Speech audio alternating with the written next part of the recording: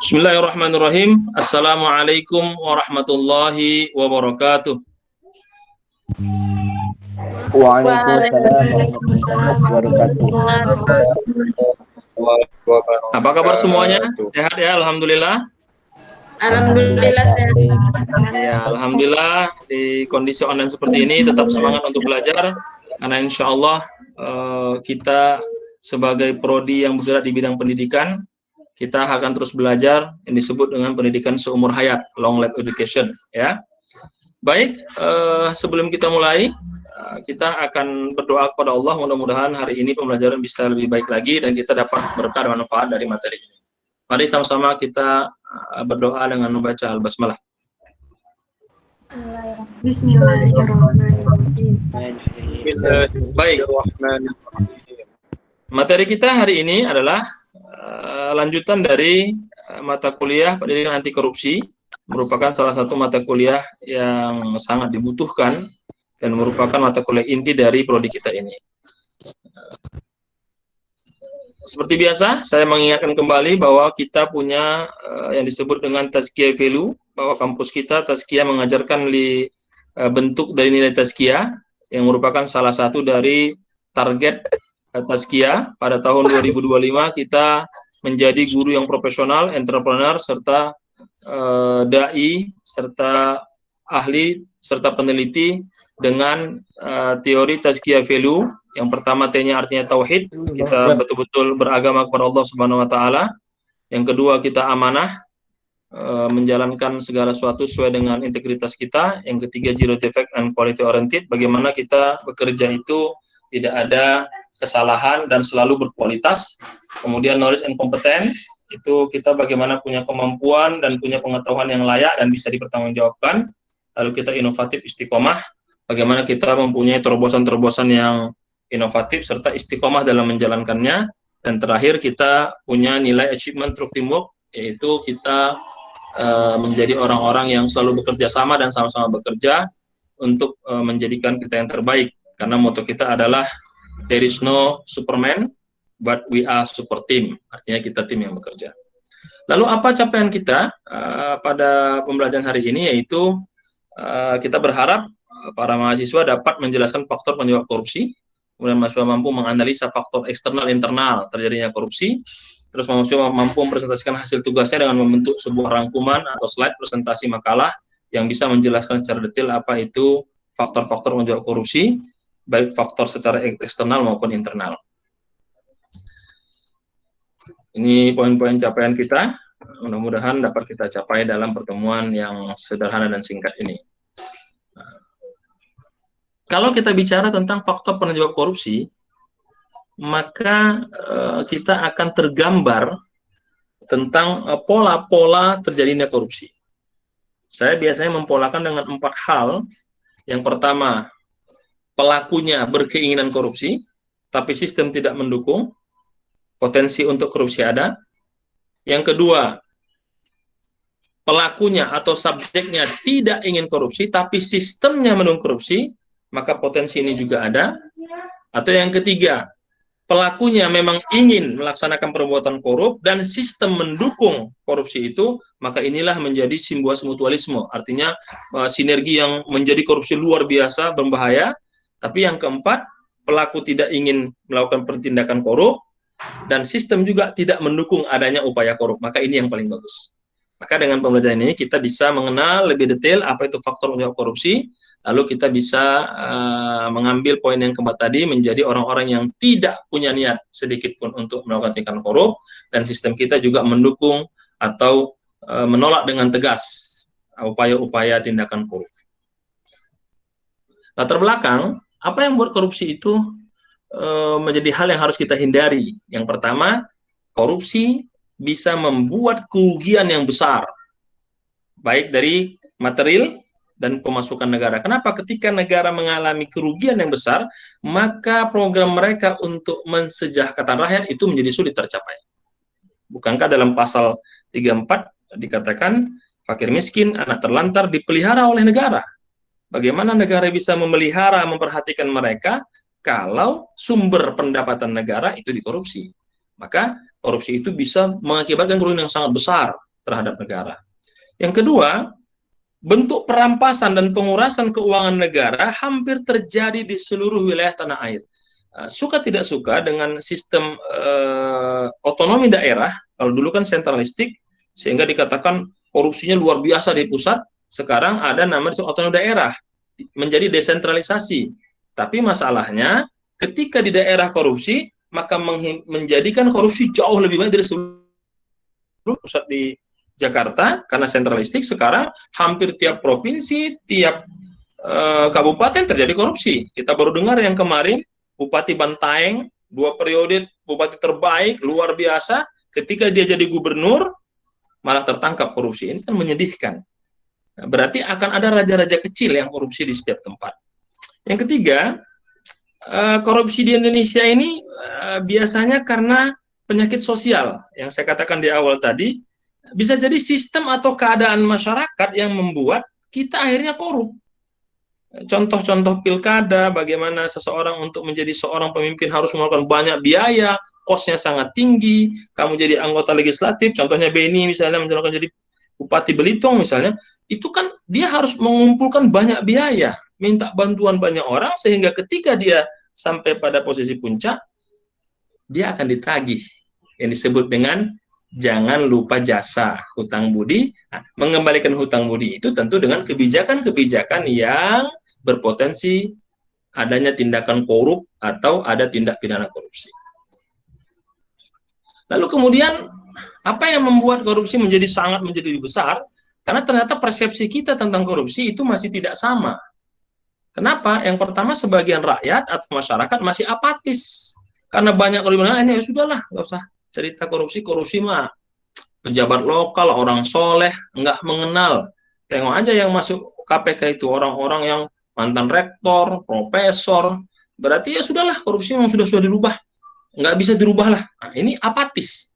Ada perasaan rakyat atau masyarakat itu udah nggak mungkin bisa merubah. Nah, ini berbahaya persepsi seperti ini. Berarti dia sudah apatis, tidak yakin kepada Allah Subhanahu Wa Taala. Yang kedua, mahasiswa itu sering mengangkat tema korupsi. Betul. Setelah mereka selesai dari masa duduk di pemerintahan, mereka korupsi juga. Akhirnya ngomong kosong juga. Melarang orang melakukan korupsi, tapi dia sendiri karena belum dapat posisi, nanti dari posisi ke korupsi juga. Nah, ini juga persepsi yang berbahaya, sehingga yang menderita ya rakyat juga. Yang korup ya para penguasa juga. Yang ketiga, mereka tidak puas karena ternyata ketika mengajak mari kita berjalan bersama, memperkorup bersama, ternyata itu untuk Anda saja, saya enggak. Artinya ketika hukum menimpa si A, dihukum dengan seberat-beratnya, ketika hukum menimpa si B karena dia punya koneksi dan punya kekuatan, dia enggak dihukum, maka tidak ada keadilan di situ. Maka akhirnya persepsi tentang korupsi menjadi sangat lemah. Kemudian ada orang-orang yang ingin memberantas korupsi, tapi tidak punya kemampuan. Kelompok sosial LSM menolak korupsi, tapi mereka tidak mampu. Kita tanya apa solusinya? Jangankan mereka memperbaiki negara atau memprotes kebijakan yang ada, mereka sendiri saja ketika demo bersama-sama, pembagian nasi bungkus saja ada yang korupsi. Padahal jelas jatah satu orang satu nasi bungkus, kan begitu. Tapi pada prakteknya, karena dia panitia ambil 2, karena dia pejabat ambil 3. Artinya nasi bungkus saja udah dikorupsi. Artinya mereka punya semangat tapi tidak punya kemampuan karena mereka sendiri pelakunya. Meskipun dalam tindakan yang paling kecil korupsi kecil nasi bungkus, kan begitu. Kemudian mereka juga hanya ingin memuaskan ambisi kepentingan pribadi, artinya atas nama rakyat, tapi ketika udah berkuasa ya dia sendiri korupsi juga. Dan ini yang sering terjadi, sehingga korupsi Indonesia menjadi sebuah penyakit sosial yang luar biasa dan kronis, dan akhirnya muncul istilah tidak mampu atau merasa kayaknya sulit lah untuk memberantas korupsi ini. Kemudian ditambah lagi sistem kita yang tidak mendukung, modernisasi yang tidak ditunjang kemampuan SDM, bagaimana dia menjadi seorang pejabat tidak mampu menyelesaikan permintaan daripada rakyat atau masyarakat karena dia nggak mampu, akhirnya dia nyewa orang. Contoh-contoh sederhana, dia seorang pemimpin mau buat slide aja nggak bisa, minta mahasiswanya buat slide, minta orang bawahnya, berarti kan dia harus membayar lagi ya. Baru mengakui karyanya padahal karya orang lain dijiplak. Ini bentuk-bentuk pingin modernisasi, pingin maju, sistemnya baik, tapi SDM tidak mendukung. Dan lembaga-lembaga politik, ya tadi itu politik terah, bapaknya naik, dia turun, anaknya naik, cucunya naik, akhirnya ya jadi lembaga-lembaga politik keluarga dinasti. Kemudian institusi yang mudah dipengaruhi kalau datang, artinya mereka punya idealisme, tapi karena butuh uang, akhirnya bisa dibeli idealismenya. Kita lihat kan, seperti partai sekarang yang lagi rame itu, bisa dikooptasi, bisa diambil. Hanya karena dia punya uang banyak, nggak senang sama partai ini, buat kongres luar biasa atau munas luar biasa, KLB, Munaslup, udah diangkat. Kenapa? Karena ada uang, ada tawaran keuangan, ada apa yang disebut dengan kerjasama yang menguntungkan, dan itu uang menjadi patokannya. Oknum-oknum ini yang mudah dibeli akidahnya, mudah dibeli integritasnya dengan uang, akhirnya ya institusi politik menjadi hancur juga, karena bisa dibeli oleh para taipan atau pemuda-pemuda besar. Nah, karena fenomena-fenomena serta persepsi yang seperti itu yang terjadi secara terus-menerus, maka apa akibatnya? Partai politik sering inkonsisten. Oke, kemudian sebagai akibatnya partai politik terjadi inkonsisten. Dan selanjutnya muncul pemimpin yang mengedepankan kepentingan pribadi. Jadi dia hanya membela partainya saja. Pemimpin politik, partisipisan kelompoknya berlomba-lomba mencari keuntungan material dengan mengabaikan kebutuhan rakyat. Dan terjadi erosi loyalitas kepada negara dan kepada rakyat. Ya, saya sudah capek-capek naik, ya sudahlah, saya manfaati mengambil sebanyak-banyaknya. Gimana Gilang? Apakah Gilang bisa mendengar suara saya? Halo? Bisa, Pak. Oke, bisa memahami yang saya sampaikan? Halo, Pak. Oke, Novitasari gimana? Apakah bisa dimengerti apa yang saya sampaikan? Saya harus cross check karena namanya ini sinyal ya. Apakah masih mendengar yang saya sampaikan? Masih, Pak. Sampai di sini bisa memahami ya kemana arah pembahasan kita ini? Baik, ada terjadi erosi loyalitas. Apa itu erosi? Erosi itu adalah terjadinya pengikisan. Kalau kamu belajar dalam ilmu geografi, itu ada erosi. Berarti erosi itu apa? Terjadi pengikisan. Harusnya lahannya dikit jadi jauh, karena terjadi kekisan, menjadi menipis menjadi melebar. Maka loyalitas menjadi luntur. Karena kenapa? Karena ditopang oleh uang dan sogokan-sogokan yang luar biasa. Nah, kemudian sumber kekuasaan itu diberikan pada kelompok saja, karena saya berkuasa, saudara saya, anak saya, istri saya, semua di situ. Maka apa? Muncullah apa? Kekuasaan dinasti, bapaknya, anaknya. Nah, banyak kan sekarang partai itu habis bapaknya, anaknya, akhirnya tidak terima kan partai lain, akhirnya demo. Lembaga-lembaga politik bersatu, dia jelas-jelas idealismenya beda. Ini nasionalis, ini religius, ini anti komunis, ini anti kapitalis. Tapi ketika pemilu bareng, bisa kita lihat ada partai di pusat kayaknya bertengkar gitu. Tapi ketika mereka pilkada daerah malah bersatu. Contoh yang paling gampang, kayak PKS itu kan partai Islam, PDIP itu nasionalis, begitu ya, kan tidak pernah bersatu ya. Tapi di beberapa tempat, kayak kemarin di Banten itu malah PDIP PKS bersatu, pilkada bupati wakil bupatinya PKS PDIP. Harusnya kan tidak, karena mereka punya idealisme berbeda. Artinya apa? Politik ini juga gampang bersatu karena kepentingannya sama untuk memenangkan suara. Padahal kalau ini kan udah beda, itu beda idealisme. Harusnya kan nggak bisa bersatu, tapi prakteknya bersatu. Gubernur Jawa Timur itu bersatu, PKS PDIP satu, padahal di pusat kan sering beda pendapat, beda pemikiran, dan beda idealisme kan. PKS Islam dasarnya, PDIP kan dia nasionalis misalnya. Itu bisa bersatu, kenapa? Tadi karena tidak konsisten tadi, sehingga apa yang terjadi, hierarki politik, sistem politik kita yang menjadi abu-abu, tidak jelas siapa memperjuangkan siapa dan apa atas apa ideologinya. Dan itu menjadi faktor penyebab yang membuat bisa terjadi banyak korupsi. Sehingga dengan turunan tadi, apa yang terjadi? Korupsi membuat penegakan hukum tidak konsisten. Korupsi membuat segala sesuatu bisa berubah. Korupsi membuat wewenang disalahgunakan. Korupsi membuka kesempatan orang-orang yang tidak kompeten layak untuk bisa memimpin. Korupsi membuat lingkungan menjadi korup sekali. Dan korupsi, kalaupun dikatakan kita anti korupsi, hanya sebatas lip service atau formalitas hiasan omongan saja, tidak pada praktek. Kemudian apalagi yang membuat itu? Akhirnya muncul budaya memberi upeti, imbal jasa, memberi hadiah. Karena konsekuensinya, saya korupsi misalnya 2 miliar, ditangkap, paling yang bisa dikembalikan ke negara 0,5 miliar. Saya masih untung 1,5 miliar. Sewa pengacara yang hebat 0,5 miliar. Berarti saya korupsi 2 miliar, modal 1 miliar, 1 bisa saya simpan. Di penjara misalnya 5 tahun. Sementara korupsi dia itu bisa menafkahi anaknya 7 turunan. Artinya apa?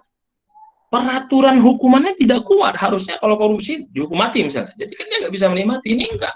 Dia korupsi 5 miliar, penjara cuma 2 tahun. Di penjara dia bisa bayar, sogok, dapat menikmati. 2 tahun di penjara, dia selesai penjara, uangnya 7 turunan nggak habis-habis. Nah ini kan berbahaya ini. Kemudian budaya serba membolehkan. Ya udahlah, kan korupsinya nggak gede-gede amat, cuma 2.000, ya udah bolehin aja. Ini bahaya nih. Orang akan terdidik jadi korupsi. Kayak kamu misalnya mahasiswa, nasi bungkus jatah 1 kamu ambil 2. Atau kamu di asrama misalnya. Pernah di asrama ya? Jatah kamu 1 tapi kamu ambil 2, mengatasnamakan teman, padahal temannya nggak ada yang minta, atau dia sakit pulang.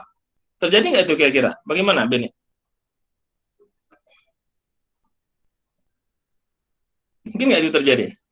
Atau pernah melakukan? Gimana, Beni? Salwa? Halo?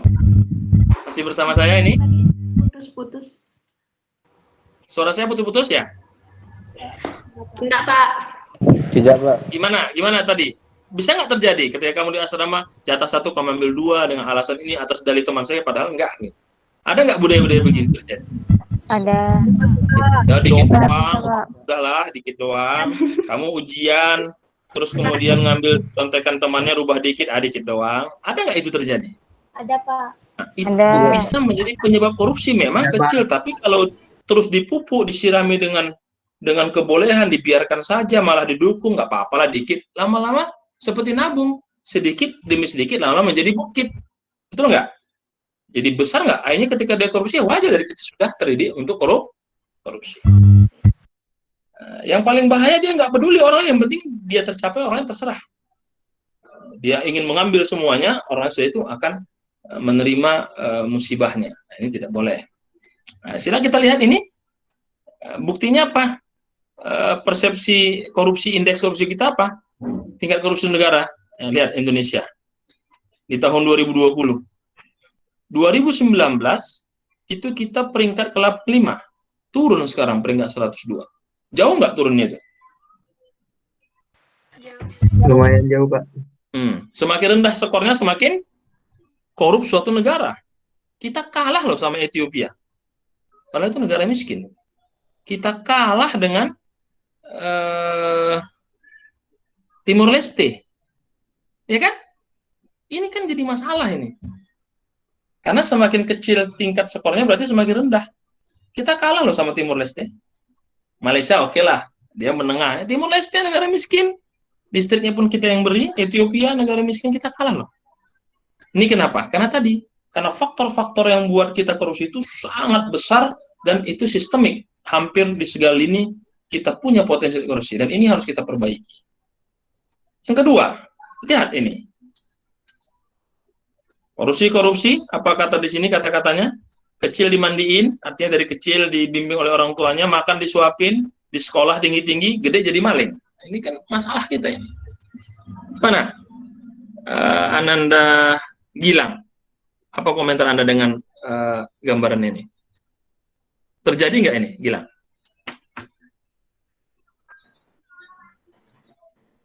Halo, Ya, Gilang? Pak. Iya.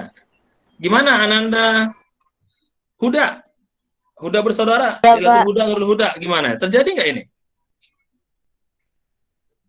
Terjadi, Pak. Kira-kira KPK itu orang pintar atau orang bodoh?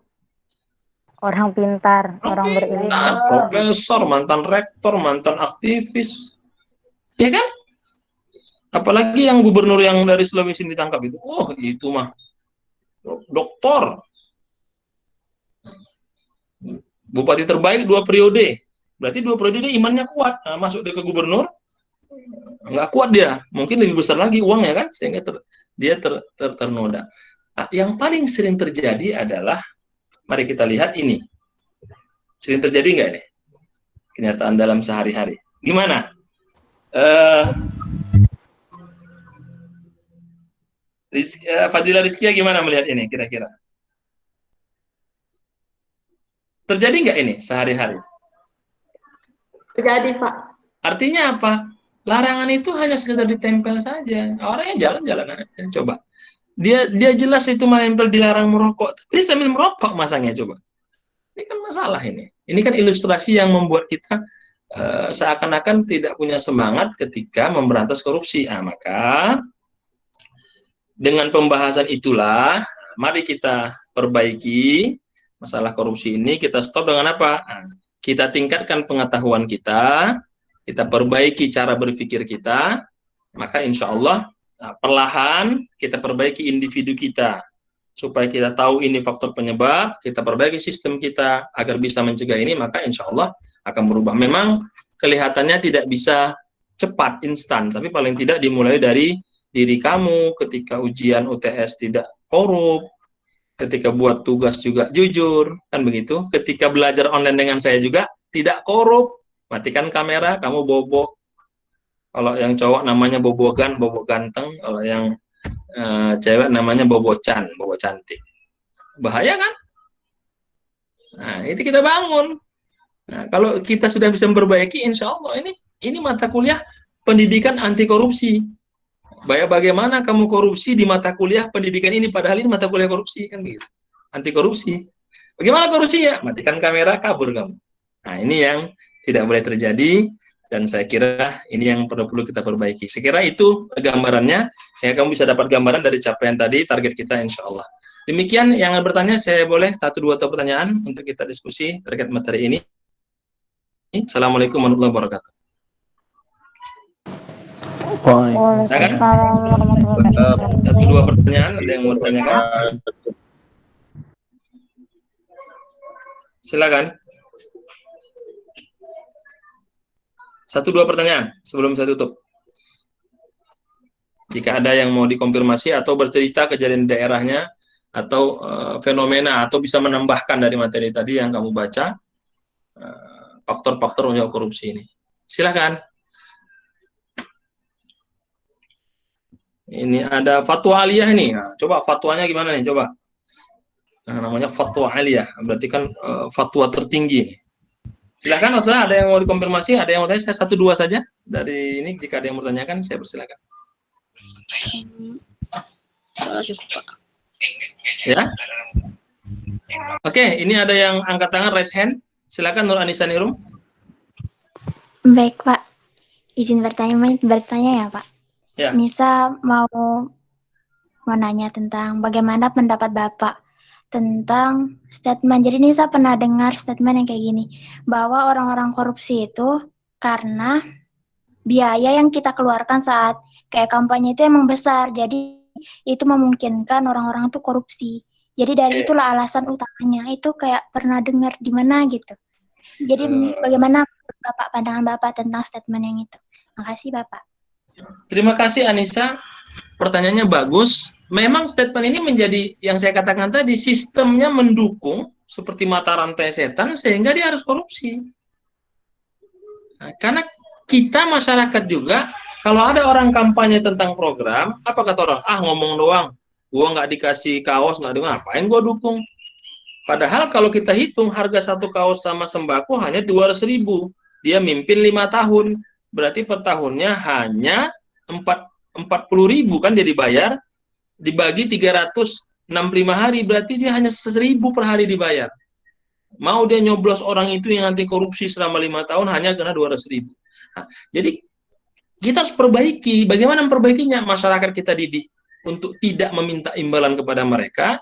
Mereka juga tidak mengeluarkan banyak biaya. Yang ketiga, kita juga harus memantau anggaran mereka. Janji-janji politik kita harus pantau, dan itu harus dengan tingkat pendidikan yang baik, transparansi, kita mau membaca aktif, jangan kita cuek. Nah, kalau ini bisa kita lakukan, maka insya Allah orang-orang terbaik yang akan terpilih. Mau sistem apapun, mau langsung, mau keterwakilan, kalau mentalnya korup, ya tidak akan bisa sulit. Ya memang dulu sebelum pemilu langsung sistem keterwakilan, tapi dia kan harus membayar para DPR, para MPR untuk menunjuk dia, kan begitu kan. Sementara DPR kan hanya 500 orang, berarti kalau dia ngasih 1 juta, paling 500 juta, kan begitu. Ini dengan harapan langsung berarti kan bersama lain, nggak mungkin dia bisa membayar semua rakyat. Tapi pada kenyataannya dia bayar kan semua rakyat. Tetap aja, karena bukan masalah jumlah, karena nanti kalau dia pemilu keterwakilan nanti kecil bayarannya, kalau rakyat besar dia nggak mungkin bisa bayar. Tapi kenyataannya bayar juga. Kenapa? Ya semakin besar permintaan, ya semakin banyak kebutuhan, ya semakin banyak ngeluarin, nanti semakin besar dia untuk korupsi selama 5 tahun atau 4 tahun kalau dia terpilih menjadi pemimpin. Maka istilah ini tidak salah. Yang kita perbaiki bagaimana baik kita yang masyarakatnya tidak termakan janji palsu, mereka juga orang-orang terbaik, kita berjuang. Kamu sebagai mahasiswa nanti jadi guru, jadi pendidik, jadi politik, perbaiki undang-undang. Jadi guru, yakinkan kepada masyarakat, jadi dai bahwa kalau kita bisa menjaga diri, tidak mudah dibeli dengan 200.000 atau sembako 100.000, maka kita akan bisa mendapatkan pemimpin yang baik. Meskipun itu saudara kita, kalau nggak benar, kita katakan tidak benar. Tapi kan pada prakteknya sulit, maka perlu keyakinan, salah satunya dengan usaha apa? Ya seperti ini, dibuat mata kuliahnya, kita narasikan supaya mereka menjadi baik. Demikian, bisa dipahami oleh saya? Insya Allah, Pak. Baik, ini Fadila silakan. Ini Fadila silakan. Yang raise hand. Kepencet, Pak. Oh ya, silakan. Kalau sudah kepencet tanggung jawab. Silakan. Masih raise hand, silakan Bani Fadila. Saya, Pak. Ayo, silakan Anani.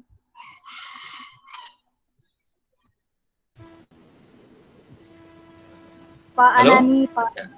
Silakan Anani. Pak, kita kan nanti akan jadi seorang guru, Pak. Kedengeran nggak, Pak? Ya, lanjut. Sinyalnya masih oke, silakan. Nah, Pak, kita kan digaji itu 1 bulan full gitu ya, Pak. Tapi kita tuh dalam 1 hari itu ada yang nggak kerja atau 2 hari gitu, Pak.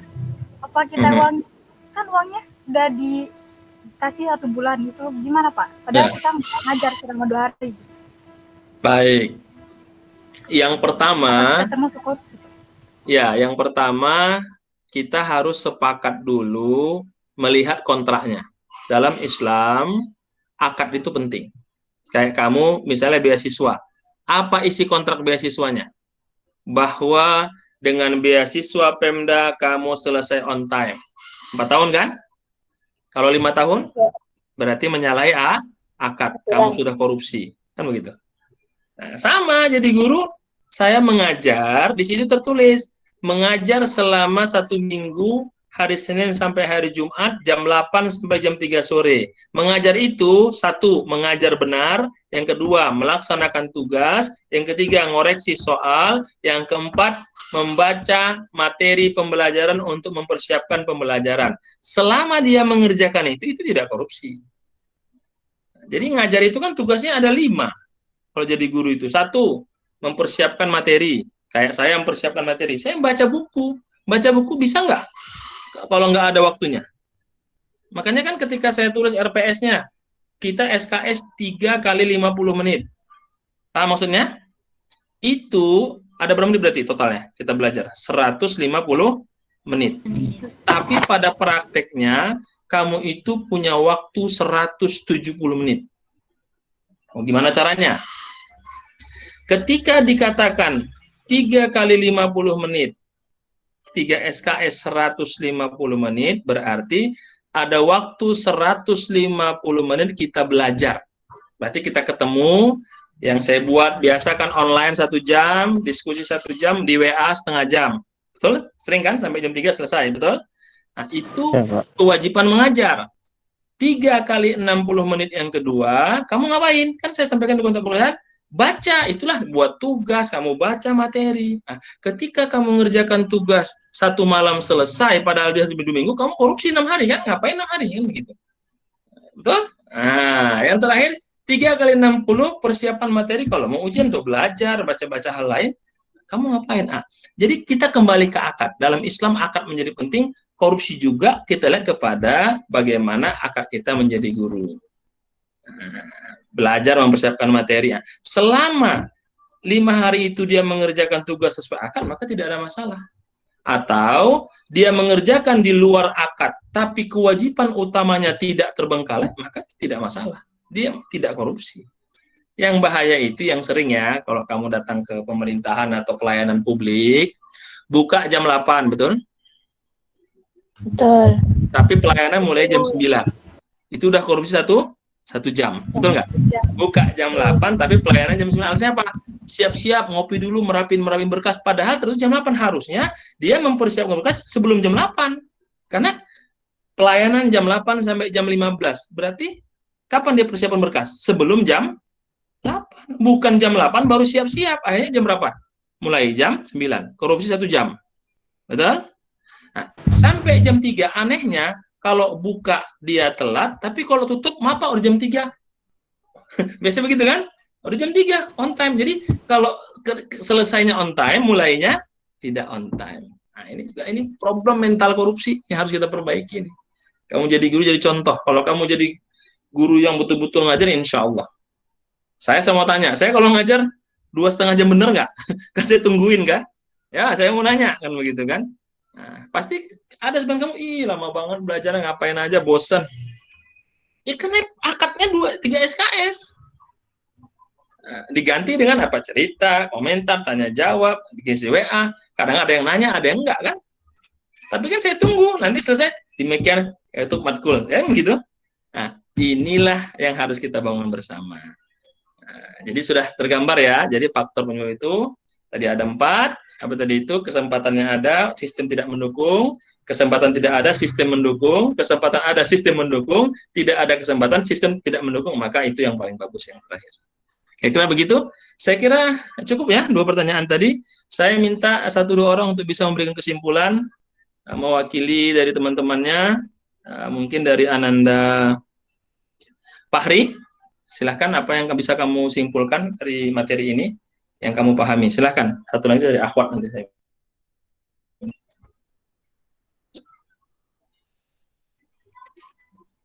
Baik Pak. Jadi yang bisa saya simpulkan tentang yang sudah dibahas tadi ya Pak kan ya? Iya betul. Apa yang kamu simpulkan? Jangan yang belum dibahas. Jadi peramal kamu nanti. Silahkan.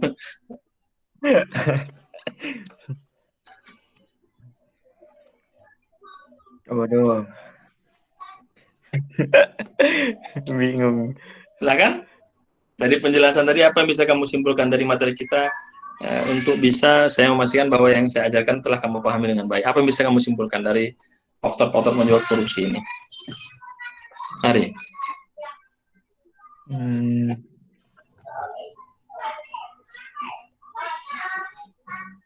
Poin-poinnya 1-2 silahkan.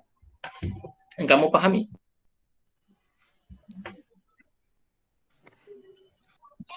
Tunggu Pak, bentar Pak. Oke, menunggu Fahri masih berpikir dia menyimpulkan, mungkin banyak yang disimpulkan. Coba dari akhwatnya, dari Herlina, kira-kira gimana Herlina? Apa yang bisa kamu simpulkan dari penjelasan tadi tentang materi kita hari ini?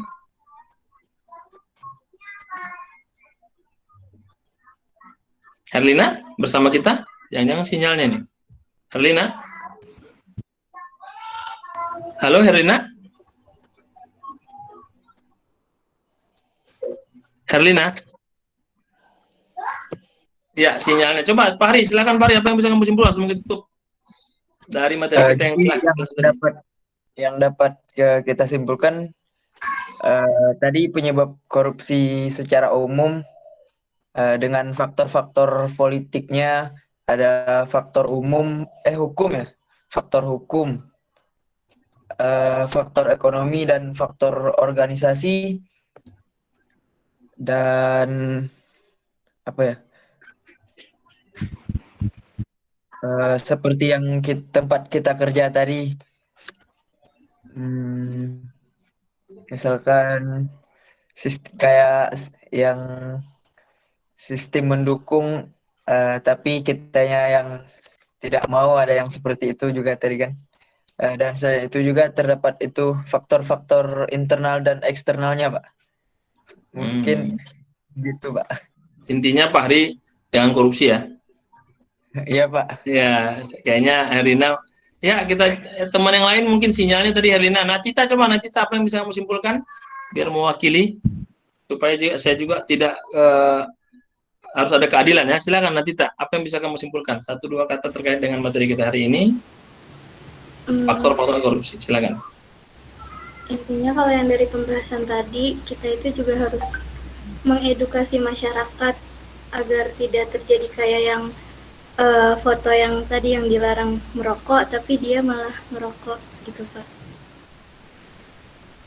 Ya, baik. Terima kasih. Saya kira cukup ya. Hal-hal lain nanti bisa ditanyakan lebih lanjut. Secara umum, capaian kita hari ini kami bisa sudah menggambarkan, bisa memahami apa yang menjadi penyebab korupsi, dan tidak hanya sekedar paham. Mudah-mudahan ke depan kamu bisa berhati-hati jika menemukan ini, wah ini tanda korupsi nih, saya harus berhati-hati. Saya kira itu, terima kasih. Kita tutup dengan membaca kafaratul majlis. Subhanakallahumma wabihamdika asyhadu an la ilaha illa anta astaghfiruka wa atubu ilaik. Jangan silahkan membaca materi tugas siapa yang bertugas untuk pertemuan akan datang. Pastikan kamu amanah, karena ketika kamu tidak menjalankan tugas itu, kamu sebenarnya sedang melakukan tindak korupsi secara tidak kamu sadari. Demikian. Assalamualaikum warahmatullahi wabarakatuh. Waalaikumsalam. Waalaikumsalam.